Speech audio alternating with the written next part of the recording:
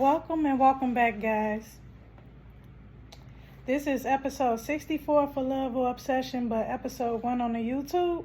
Because, guys, I'm doing something new now. I'm going to start uploading Love or Obsession to YouTube. YouTube be good to me. And I got my handy dandy notebook. All my day one listeners out there, y'all be hearing all that page turning in the background, so don't be acting like it's something new, okay? So let's get into the story. Let's get down to business.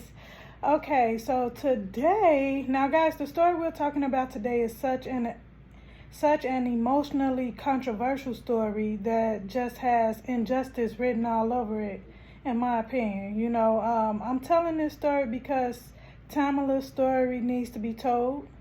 And last week I told the story of Kendrick Johnson, and I believe that Tamla and Kendrick's stories are similar, with the mysteriousness surrounding their deaths, the huge question mark in it, and unsatisfactory answers, you know, and that the investigation concluded, because then it was 2 autopsies and they both was unsatisfactory to the friends and family of the victims.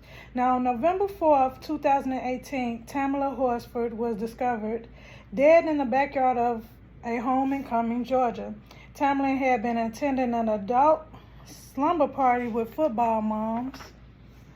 She was a wife and mother of 5. What I didn't like about this story was how the attendees put emphasis on how much Tamla was drinking. Like, that's the direction that investigators automatically went in. Like, first of all, if I can't come to your party and, you know, drink and let loose, especially a slumber party where I'm sleeping over and I don't have to worry about driving home or how I'm going to get home intoxicated and things like that. If I can't come to the party and let loose like that, I'm not coming to the party, because who the fuck wants to go to a party where everybody just sitting around watching you indulge in alcohol or party favors, you know? So let me see, watching your intake, you know. So the first investigation determined that Tamla's death was accidental. It was an accidental fall due to intoxication. The second investigation was accidental fall due to intoxication. But I feel like that was based around everyone saying and talking about how much Tamla was drinking. But with that second autopsy, that came with a bunch of bruises and puncture wounds that wasn't mentioned in the first one. Now, Tamla Horsford arrived to this slumber party at 10 p.m. on November 3rd, 2018, in Cummings, Georgia, as I stated. The group of ladies drank, they played games, and watched football. It was supposed to be like a ladies' night, but 3 men were in attendance, with one of the men being the boyfriend of the homeowners, and the other 2 guys were his friends, according to witnesses.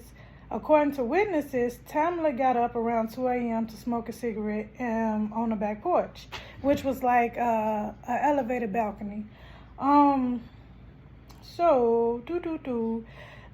next morning at 7:30 a.m., the homeowner's aunt found Tamla laying face down and motionless under the porch, like underneath the balcony, like underneath the balcony she was smoking on around 2 a.m. when another witness saw her. YouTube be good to me, guys. I'm kind of nervous on a date. It's my first time, kind of nervous. No, let me stop. But no, yeah, because I'm steady mentioning YouTube, guys, to all my podcast listeners out there. I mentioned before, I am uploading a video for YouTube now, so y'all gonna have to share me, but that's okay because I can divide my time. And it's all in one setting. So, okay, so 911 wasn't called until around 8:59 a.m.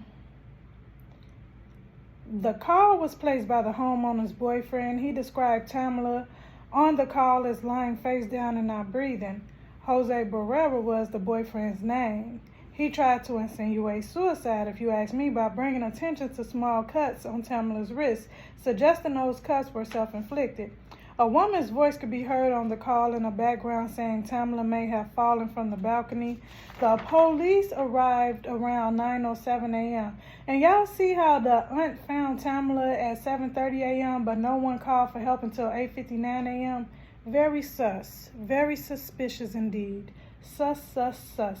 The initial autopsy ordered by the Forsyth Sheriff's Office discovered multiple blunt force injuries and a high blood alcohol level. Officials speculated that being intoxicated caused her to fall from the porch and that the blunt force injuries was the result of that 14-foot fall. Tamla's family and friends wasn't satisfied. They wanted a second opinion, and that second independent autopsy was then carried out by the GBI, the Georgia Bureau of Investigation.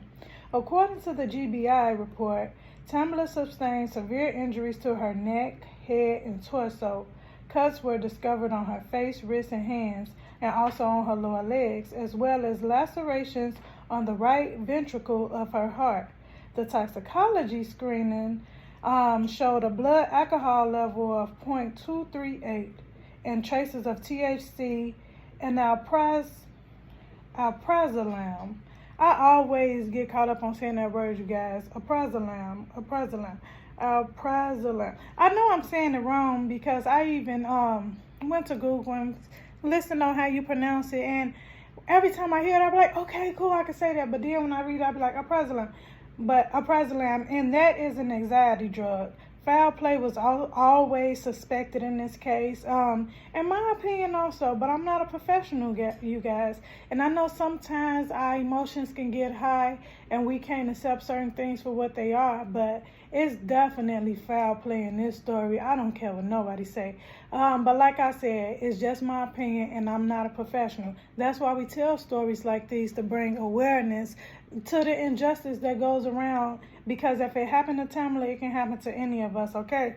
So Tamla's case was officially closed on February 20th, 2019, ruled an accidental death.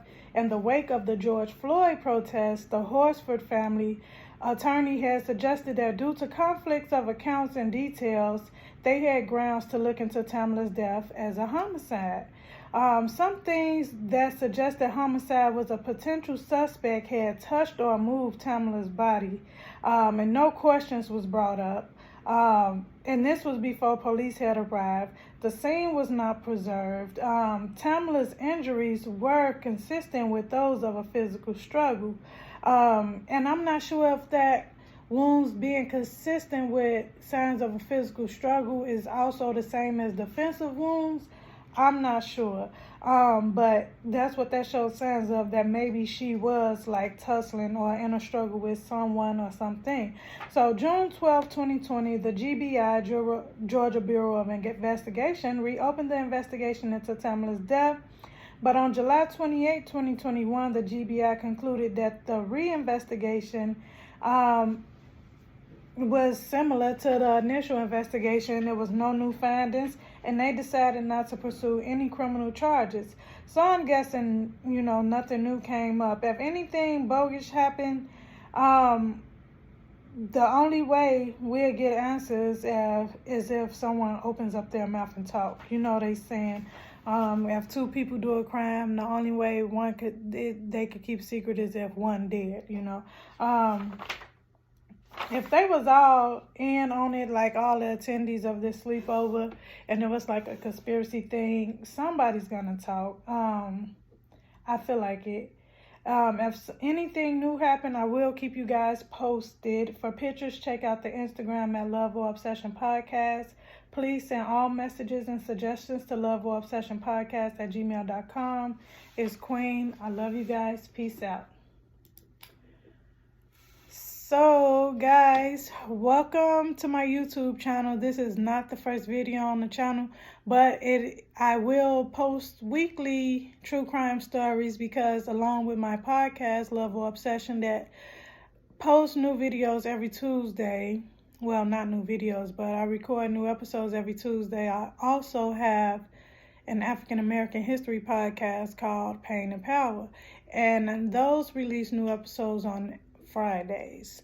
So be on the lookout, you guys, and stay tuned. It's Queen. I love you guys. Peace out.